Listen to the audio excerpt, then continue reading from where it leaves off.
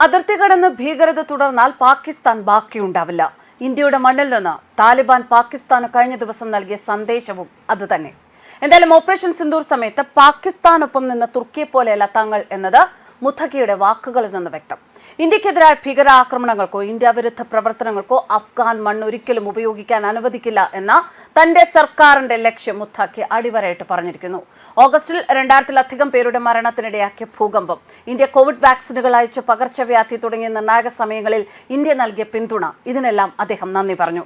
ഇന്ത്യയും താലിബാനും ബന്ധം പുനഃസ്ഥാപിച്ചിരിക്കുകയാണ്. ഇതോടെ POK ചൊല്ലി പാകിസ്ഥാന് നേരെ നമ്മൾ അയൽക്കാരാണ് എന്നൊരു തർക്കം, കാശ്മീരിലെ നിയമവിരുദ്ധമായ അധിനിവേശത്തിനെതിരെ ഇന്ത്യ പാകിസ്ഥാൻ ആവർത്തിച്ച് മുന്നറിയിപ്പ് നൽകുന്നു. കൂടാതെ ഭീകരതയെയും ഇന്ത്യയും ഇന്ത്യക്കാരെയും ആക്രമിക്കാൻ ഭീകരർ കടന്നുവരുന്നതിനെയും പിന്തുണയ്ക്കുന്നതായി പാകിസ്ഥാനെ നിരന്തരം ഇന്ത്യ കുറ്റപ്പെടുത്തിയിട്ടുണ്ട്. ജമ്മു കാശ്മീരിലെ നിയമവിരുദ്ധ അധിനിവേശത്തിനെതിരെ കഴിഞ്ഞ ദിവസം ഉച്ചതിരിഞ്ഞ് ഇന്ത്യ പാകിസ്ഥാനെതിരെ ശക്തവും വ്യക്തവുമായ സന്ദേശമാണ് നൽകിയിരിക്കുന്നത്.